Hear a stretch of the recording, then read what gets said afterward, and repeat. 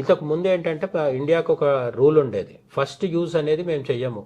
అవును అణుపరీక్షలు అణుబాంబు మేము ఫస్ట్ వేయమని చెప్పి. అవును బట్ మోడీ అధికారంలో ఉన్నారు కాబట్టి, ఆయన వెనుక అజిత్ దోవల్ ఉన్నారు కాబట్టి అణుబాంబు ఫస్ట్ ఇండియా వెయ్యదని ఇప్పుడు ప్రపంచంలో ఎవడు అనుకోవట్లేదు. వాళ్ళు ఆ భ్రమలు అపోహలు అయితే పోయినాయి, కాంగ్రెస్ తో పాటే అవి కూడా పోయినాయి. కాబట్టి ఇండియా కూడా న్యూక్లియర్ బాంబు వేస్తుంది అనేది ట్రంప్ భయం.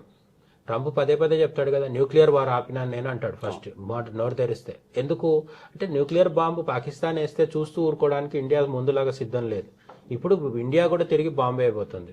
అందుకని పాకిస్తాన్ అణుపరీక్షలు చేసి మరీ సిద్ధంగా ఎందుకుంటుంది అంటే, పాకిస్తాన్ మొన్న పహల్గాం దాడి తర్వాత తన కుట్రలు ఆపలేదు, కానీ ప్లేస్ మారింది.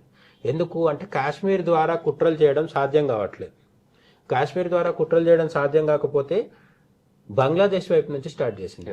ఎందుకంటే షేక్ హసీనా పోయిన తర్వాత షేక్ హసీనాని పదవి నుంచి తొలగించడానికి ప్రధానమైన కారణం ఎవరంటే, అమెరికా ఫండ్స్ తో పనిచేసే జమాతే ఇస్లామీ అనే ఒక సంస్థ ఉంది.